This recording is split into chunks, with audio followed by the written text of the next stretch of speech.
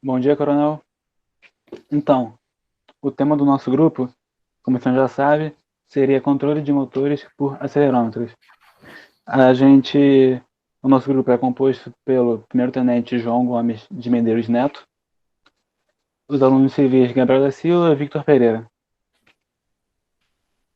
Então, nosso objetivo até a VE seria comprar o material necessário para andar com o projeto, montar o carro de controle remoto e depois disso produzir os códigos para controlar os motores pela ponte H, implementar a interrupção e fazer a conexão entre o OneShield e o celular para assim controlar o carro pelo acelerômetro do celular. Então, para começar a falar sobre a parte teórica, eu vou falar sobre a base do projeto, que seria o Arduino. Mas o que seria o Arduino? O Arduino é uma placa de prototipagem eletrônica de código aberto. E por esse motivo que a gente escolheu ele. Pois, além de ser barato, ele atende o que a gente quer atingir com esse projeto. E por ser de código aberto, a gente pode fazer o que a gente quiser e que não tem nenhum problema aparente. Então, vou falar um pouco mais sobre a placa que a gente usou no projeto, que seria o Arduino Mega 2560. Ele foi baseado no ATmega 2560. Ele possui 54 pinos de entrada e saída digitais, sendo que 15 desses pinos servem como PWM de saída. Além disso, possui 16 pinos de entradas analógicas, 4 portas de comunicação serial e uma memória de programa com maior capacidade se for comparar com os outros modelos de Arduino no mercado. Nessa tabela, a gente pode ver a pinagem que a gente utilizou nesse projeto, o tipo, se é digital ou analógica, e a função, se ela serve para poder começar a interrupção, se ela serve para ponte H ou para PWM. Então, fala um pouco sobre o PWM. Como a gente está trabalhando com motor DC e velocidade, a gente optou por escolher o PWM para poder controlar a velocidade do carrinho. Porque sem o PWM, a roda, ou ela vai ficar em zero, ou ela vai ficar na velocidade máxima possível. A gente não quer isso. A gente quer ter maior controle sobre o movimento do carrinho. O carro, né, no caso. Então, mas o que seria o PWM? O PWM é uma técnica seria um exemplo. Você manda um pulso de 1 segundo, aí nesse pulso você controla a largura da onda.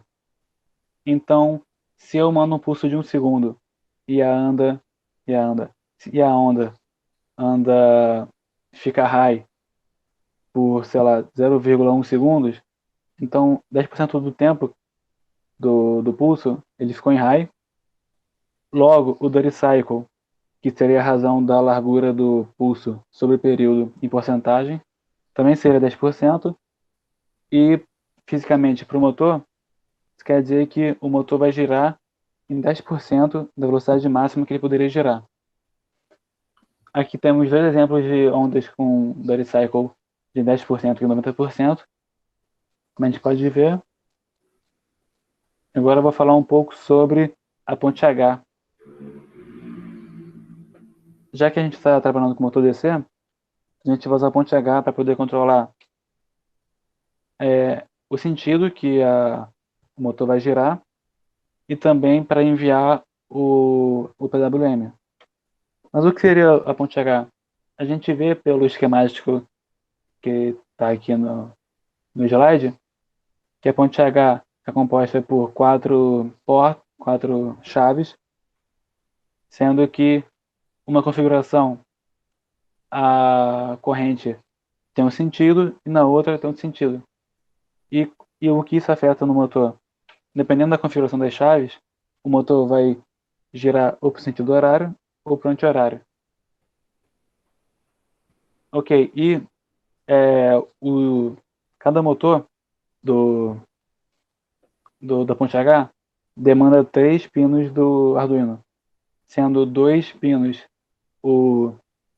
para definir o sentido da corrente, com isso definindo o sentido do giro do motor, e o último para definir a velocidade, que seria o PWM. Agora eu vou falar um pouco sobre a interrupção. Já que a gente está trabalhando com encoder, e o encoder sempre manda um sinal quando o sensor de velocidade fica em high, a gente teria que ficar sempre observando se o encoder está mandando ou não algum output. E isso seria muito... A gente não seria eficiente se a gente não usasse a interrupção. Pois, quando a gente usa a interrupção, a gente programa para poder gerar interrupção sempre que o encoder mandar uma porta de subida. Essa interrupção vai gerar uma rotina de interrupção, que no nosso caso ela serve para poder incrementar um contador. Mas quando a gente usa essa interrupção, rotina, a gente elimina problemas de temporização e deixa o Arduino mais eficiente. Não posso falar. Agora eu vou falar um pouco sobre o equipamento que a gente usou durante o projeto até o momento. Como eu tinha falado, a gente tem o Arduino Mega 2560, o OneShield, que faz a conexão entre o Arduino e o celular via Bluetooth, a ponte H, os dois módulos de encoder, dois motores DC, um para cada roda, o chassi 2WD, que seria a base física do carro, que seria não, o chassi, e dois pilhas 9 volts, para poder alimentar todo o circuito. Agora eu vou falar um pouco sobre o que a gente utilizou. Como já falei, a gente utilizou as interrupções e os timers do Arduino.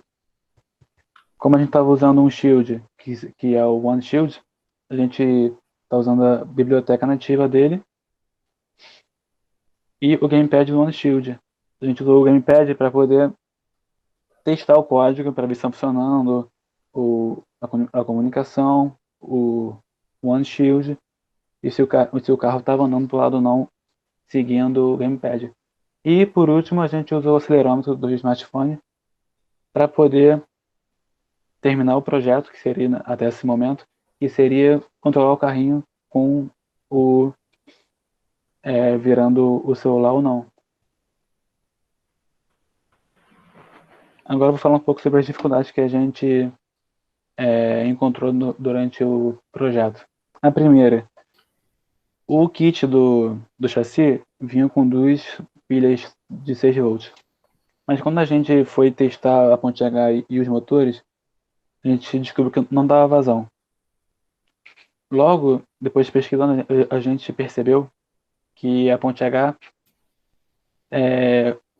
tem uma queda de 1,4 a 1,5 volts, em torno disso, o que já é um quarto da pilha de 6 volts e não dava vazão, não dava conta. Por isso que a gente optou por usar duas pilhas de 9 volts. O segundo problema foi na hora de fazer o upload dos códigos do Arduino para o OneShield. Porque a gente descobriu que o OneShield tem dois modos, tem dois modos, sendo um de operação e o outro de comunicação. Então, o de comunicação é para comunicar com o Arduino e receber o código, e o de operação é para efetivamente rodar o código. Então, quando a gente estava tentando fazer o upload do código, ele estava em modo de operação. E por isso estava dando erro de boot, estava dando... A gente não conseguia fazer.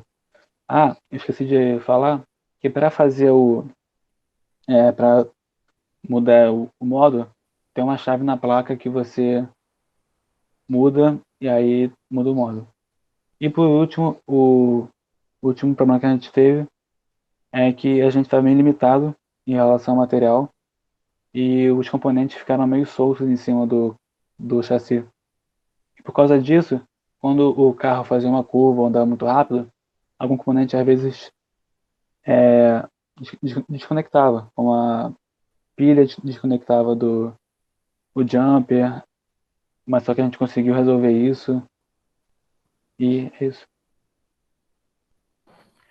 Bom, agora vamos passar um pouco de uma imagem geral sobre como foi o processo de pensamento que foi por trás das etapas que a gente concluiu, né?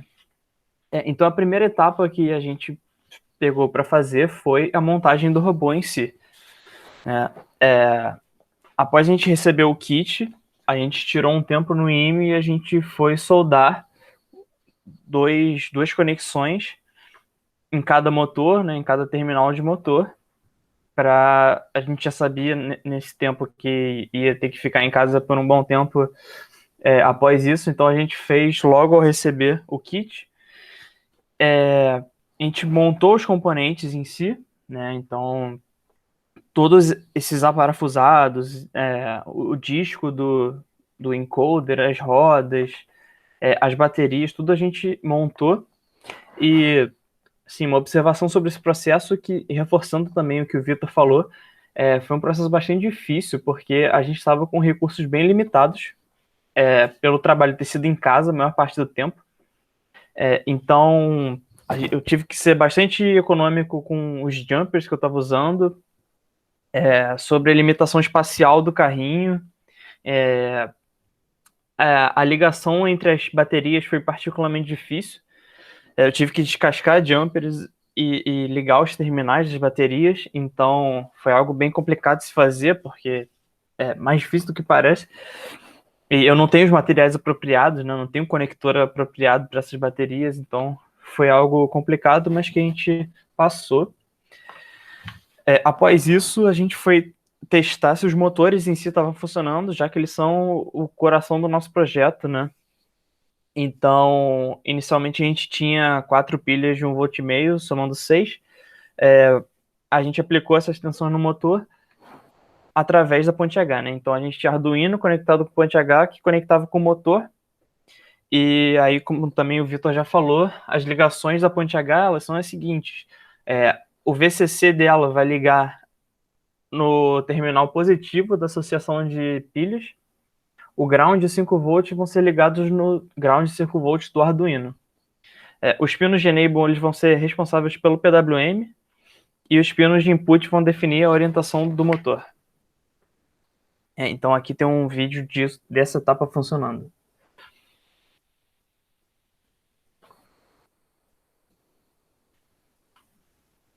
Então, simplesmente as conexões mais simples possíveis, com os motores girando. Nessa etapa, eles não estão com toda a potência que poderiam, na verdade, estão bem inferior a isso.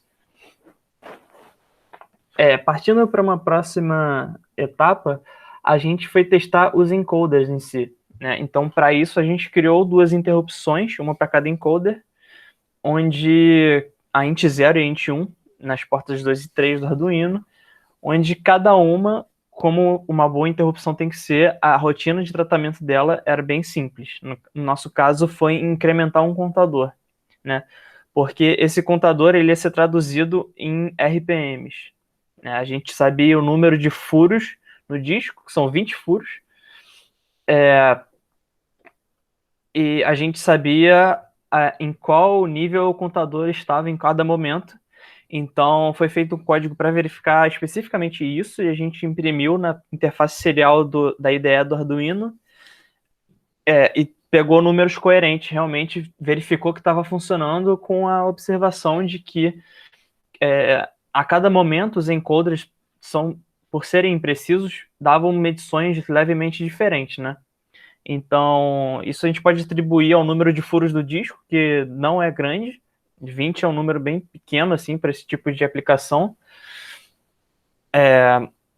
Então, a interrupção ela é gerada quando o disco ele fica acoplado com o eixo do motor, e o encoder ele consiste de 2 detectores óticos. Né? Então, um envia luz para o outro, e quando o outro recebe, gera interrupção. Quando vai ter uma mudança nessa luminosidade.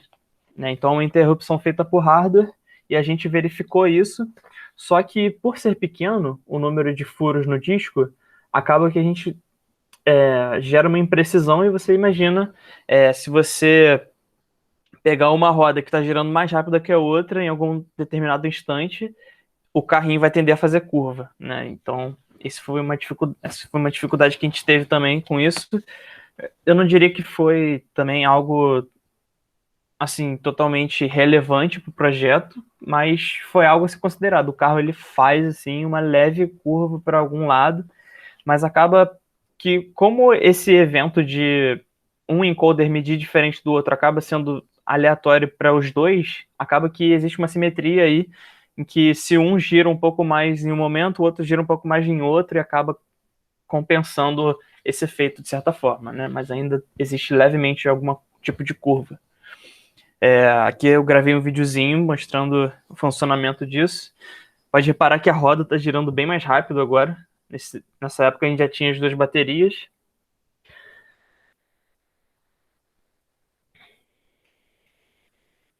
E aqui a gente vai pegar o monitor serial para analisar as velocidades. Tá um pouco difícil de ver aqui. Eu vou enviar os vídeos separadamente também, para ficar mais fácil de referenciar. Mas ali ele está imprimindo basicamente a contagem de RPM por cada motor. Tá. Em seguida, a gente criou um programa simples, onde o objetivo era dar uma sequência de comandos para o robô e ver se ele executava bem, assim, ganhar uma familiaridade com essa programação do Arduino. Né? Então, o que a gente fez foi, a gente estava comandos de ele ir para frente, para frente, para trás, girar para a direita, girar para a esquerda e ir para frente de novo. A gente definiu funções para cada um desses movimentos, né? Frente, trás, esquerda, direita. E a lógica dessas funções era simples, era basicamente você comparar. Bom, primeiramente, a função, todas essas funções, elas recebiam um número de steps que você gostaria que ela executasse, né? Então, esse era um parâmetro da função e a cada iteração ela comparava o contador. Primeiramente, enquanto os dois contadores estivessem menor do que o step definido, ele seguia executando o movimento determinado por aquela função. Se algum dos encoders separadamente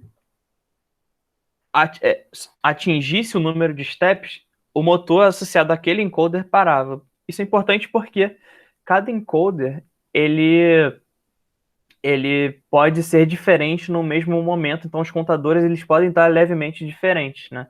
Como a gente viu antes.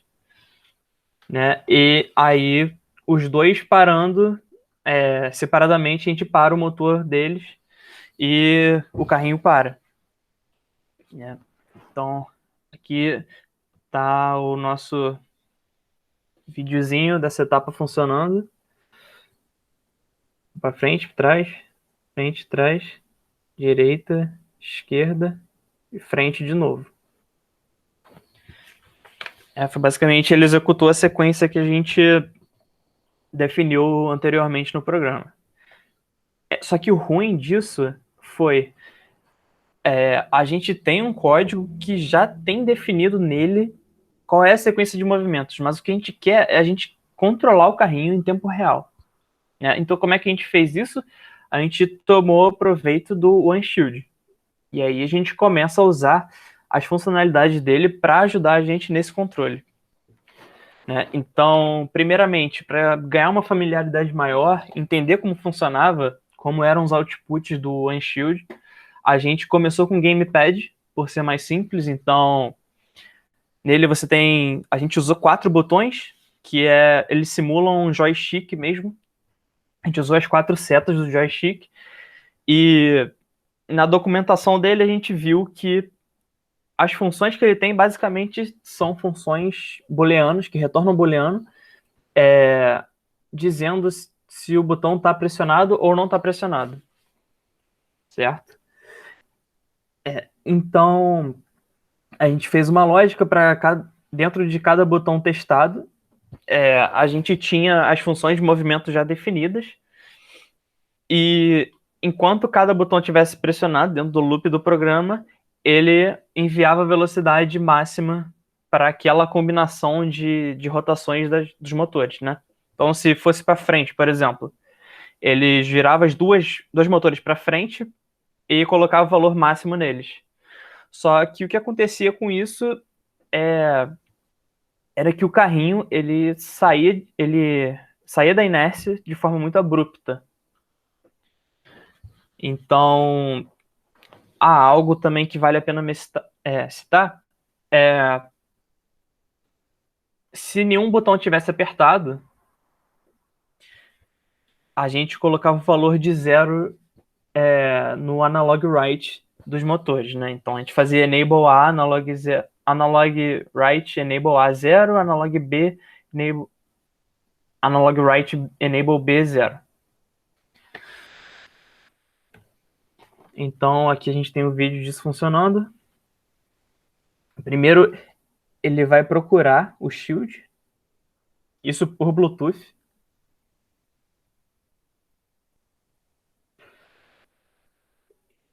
Entrando aqui a gente seleciona o gamepad e aí a gente faz o nosso controle, né?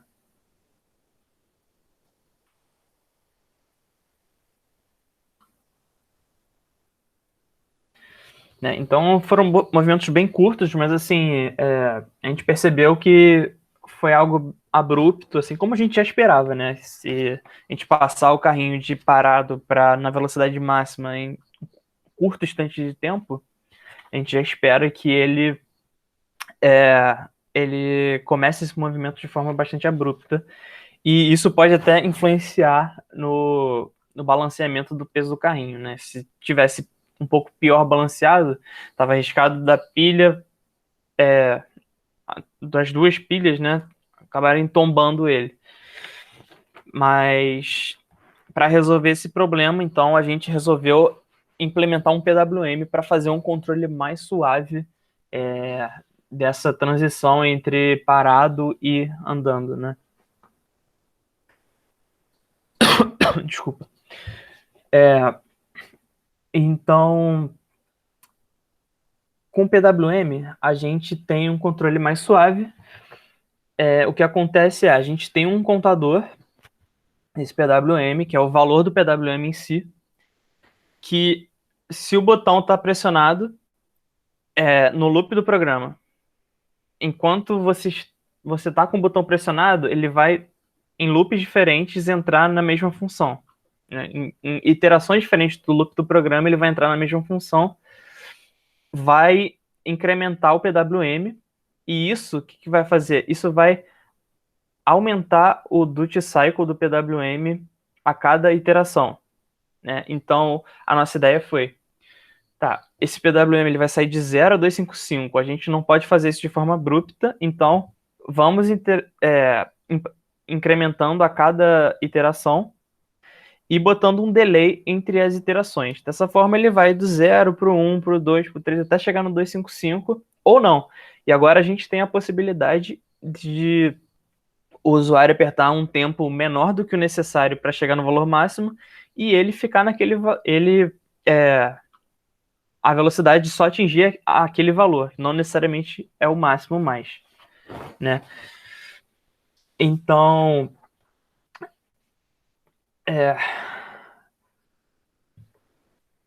isso aqui funcionando foi basicamente como está mostrado aqui. Né?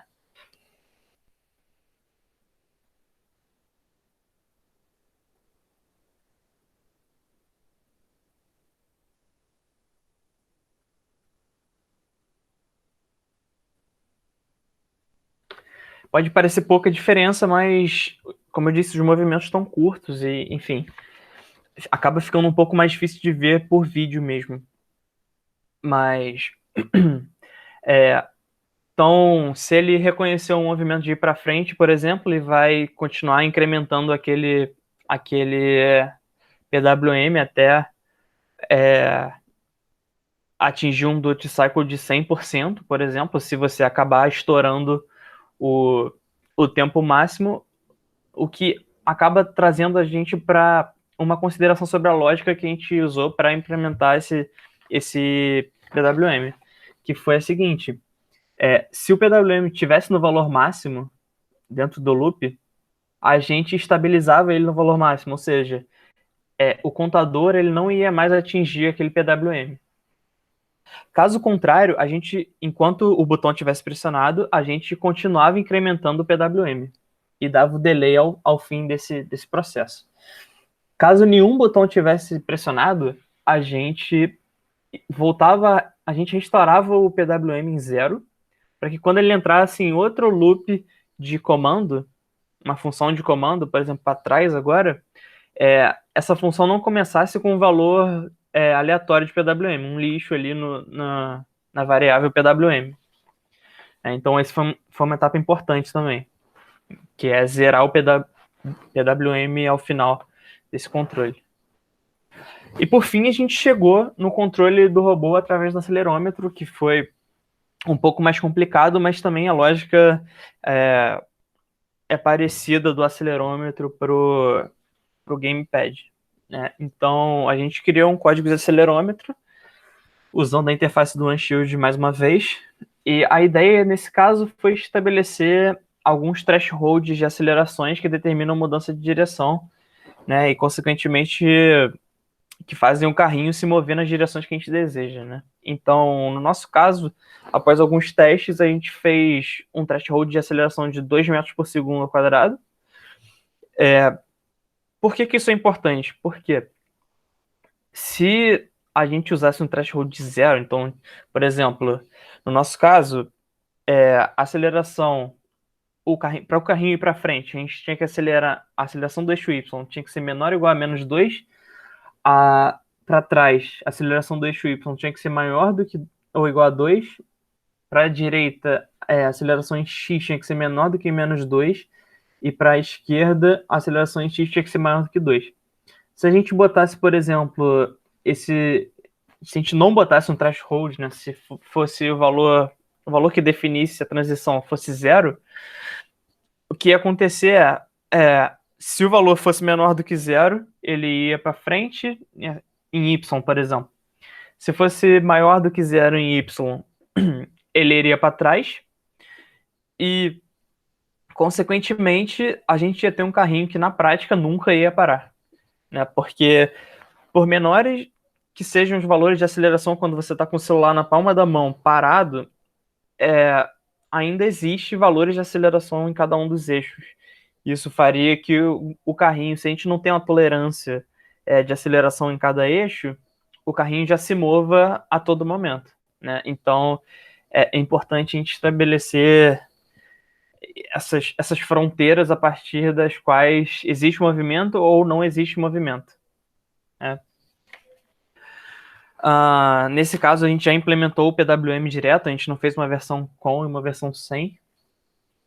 E a gente obtinha essas acelerações através da inclinação do celular mesmo, em que o comando o aplicativo do OneShield, ele pegava as informações do acelerômetro do celular e transferia para a placa do OneShield. Né? Então aqui a gente tem o vídeo desse projeto acontecendo. Bom, ele está reconhecendo, pegou o acelerômetro ali, e inclinando para frente, ele vai para frente, inclinando o celular para trás, está indo para trás, para a direita, ele gira para a direita, esquerda, ele gira para a esquerda, para frente. Pode ver que mesmo assim é um pouco difícil de controlar, porque às vezes o carrinho ainda está num processo de desacelerar, mas você por estar tentando controlar, você acaba mandando ele para outra direção quando você só queria parar, né? Pode verificar também que o controle está bem suave, o carrinho ele não parte do nada, do zero para o máximo. Isso em consequência ao PWM, a gente ajustou os valores de PWM, né, tanto o incremento do PWM quanto o delay entre os incrementos, e são parâmetros relevantes para esse tipo de controle. E aqui a gente tem um diagrama de assim, de ordenação dos eventos. O que está acontecendo, quem manda dado para quem. Então, basicamente, o usuário vai dar o comando, basicamente apertando o botão do gamepad ou inclinando o celular para um lado ou para o outro. O aplicativo do OneShield vai pegar esses dados do acelerômetro solar, vai mandar por Bluetooth para o Arduino. O Arduino, através do código que está nele, do boot que a gente fez na placa, através das portas de PWM, vai mandar para a ponte H certa voltagem calculada justamente por essa lógica do código. Vai mandar certa voltagem através dos enables para os motores, né? Então, a gente vai ter os enables com a influência do PWM sobre eles, que pode determinar diferentes valores de voltagens médias ali, de acordo com o duty cycle, né? Então, aqui é um esquemático básico sobre como está funcionando essa lógica do PWM. Então, por exemplo, a gente pega uma função aqui de mover o motor A para frente, né? Então, a gente recebe como input o tempo que você quer dar entre os incrementos, que vai ser importante para você parametrizar exatamente o PWM a seu gosto.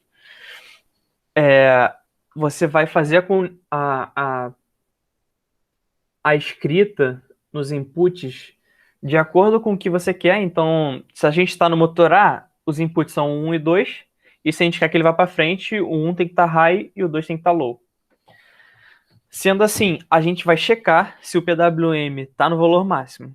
Se ele não tiver, a gente vai incrementar e dar um analog write no motor A, através do enable A, né?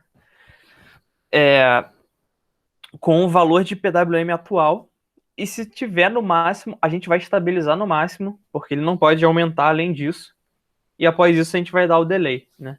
Então aqui a gente tem várias combinações das funções que a gente usou e como ativar os motores nos sentidos que elas precisam, né?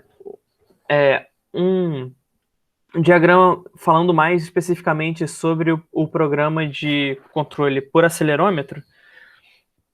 A gente inclui primeiro a biblioteca OneShield, que ela já vai ter toda, seguindo a documentação, né, de cada recurso que a gente está utilizando dela, ela já vai ter as funções que a gente vai precisar para fazer esse controle. A gente vai setar os pinos do motor, né? Então, basicamente, definir o que vai ficar em PWM, o que vai ficar nas entradas digitais. A gente vai criar uma variável PWM velho igual a zero, uma variável global. Ela pode estar sendo alterada pelas funções ali. E a partir daí, a gente, através da lógica das funções, a gente vai checar sempre a aceleração nos eixos, né? Então, se a aceleração em Y for menor do que menos 2, por exemplo, o motor vai para frente, o motor A vai para frente, o motor B vai para frente, né? Configura o movimento total para frente. E assim por diante, né? Então, os casos que seguem são análogos, a não ser o último caso, onde a gente tem os valores de aceleração dentro do threshold que a gente estabeleceu, que é o 2. E nesse caso a gente vai zerar os enables de cada motor, então é como se fosse um PWM de ciclo do cycle 0. A gente está montando, a gente está mandando voltagens nulas para os motores. E algo importante também, a gente está restaurando o valor do PWM em zero, né? Porque pelo mesmo motivo, para você não entrar depois em uma função de controle com um valor aleatório de PWM. Então aqui são só duas imagens tentando mostrar um pouco de ângulos diferentes de como ficou montado. Você pode ver que está tudo mais preso com o material que a gente tinha em casa, assim, foi fita isolante. A organização de espaço foi importante para tentar organizar essas coisas da melhor forma possível, já que o nosso espaço, nossa superfície do carrinho é limitado, né? A gente usou a protoboard também para facilitar, igualar potenciais iguais. E o Arduino e a protoboard estão presos um no outro com fita isolante e com fita dupla face, que foi o jeito que deu para fazer. E é basicamente isso. Tá. Boa noite, Coronel. Para a conclusão, eu vou inicialmente responder a seguinte pergunta: os avanços realizados estão condizentes com as metas iniciais? Então, como mostrado pelo Gabriel, né, todas as tarefas inicialmente propostas foram realizadas com sucesso, o que nos permitiu avançar bastante no projeto. Nós começamos com pesquisas sobre quais kits comprar, né, para que a gente pudesse montar um robô que fosse capaz de suprir as nossas necessidades até então. E após isso, né, veio a etapa de montagem e teste dos componentes, né, que seriam os sensores e os motores DC. E esse momento ele foi muito importante porque nele nós pudemos aprender sobre o funcionamento, né, de toda a parte eletrônica do carrinho. Seja com a utilização da PWM, né, para poder variar a tensão média que chega aos motores, né, seja aprendendo que na ponte H tem uma queda de tensão de 1,5 volts e que isso vai influenciar na tensão que a gente precisa ter das baterias, né, para que o funcionamento seja satisfatório. E a necessidade de ter uma tensão chegando aos motores, né, de aproximadamente 6 volts, né, para a gente ter um desempenho satisfatório, né, para ter uma potência suficiente para realizar o movimento do robô. E depois disso, né, nós começamos escrevendo um código, né, para movimentação do robô, né, e para isso a gente teve que estudar também sobre como gerar o PWM, né, no Arduino, né, em quais pinos a gente poderia utilizar as interrupções, no caso dos encoders, né, para poder ler os dados dos encoders, né, sem atrapalhar o funcionamento do código como um todo, e o funcionamento dos timers no Arduino Mega. E nesse momento, né, nós já podemos utilizar o OneShield, né, agora nesse final do projeto, dessa primeira etapa do projeto, né, para poder controlar o carrinho, que era a nossa meta final, né, para esse momento do projeto. E nós conseguimos sim cumprir com todas as metas até o momento, né?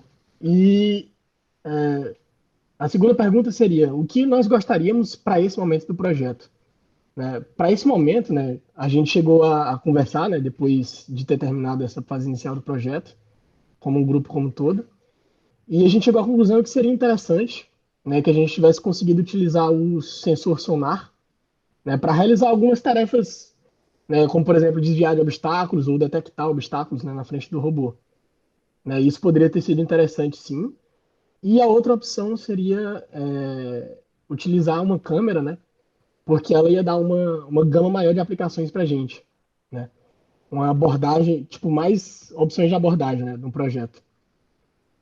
Claro que isso tem alguns problemas, né, porque quando você quando você está utilizando um Arduino, né, que é um microcontrolador que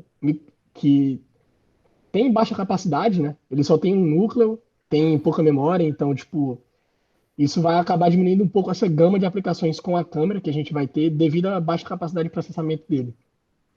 E por fim, né, quais seriam os próximos passos da equipe, né, o que é que a gente vê, né, no futuro do nosso projeto, né, e seria basicamente estudar a viabilidade da obtenção e a utilização de novos sensores, né, sensores que têm uma aplicação interessante para o nosso projeto, como citado anteriormente, né, o sonar, dentre outros possíveis, né, e além disso, né, realizar as melhorias no que já foi desenvolvido até então, né, porque a gente conseguiu sim desenvolver tudo que a gente estava planejando, mas obviamente faltou um pouco de precisão nos movimentos e tudo mais, né? Então seria trabalhar nessa precisão, né, para poder deixar o projeto mais robusto. E eu queria deixar aqui também, em nome de toda a equipe, né, um muito obrigado, principalmente ao senhor, Coronel Alexandre, por ter estado presente, né, todos os momentos que a gente teve alguma dúvida, algum problema durante o projeto. A gente mandou mensagem, o senhor respondeu rapidamente, né, deu muita luz para a gente, né, forneceu material de estudo, então isso com certeza ajudou bastante a gente. Então, muito obrigado e está encerrada a apresentação. Obrigado, Coronel. Vou encerrar aqui. Obrigado, Coronel.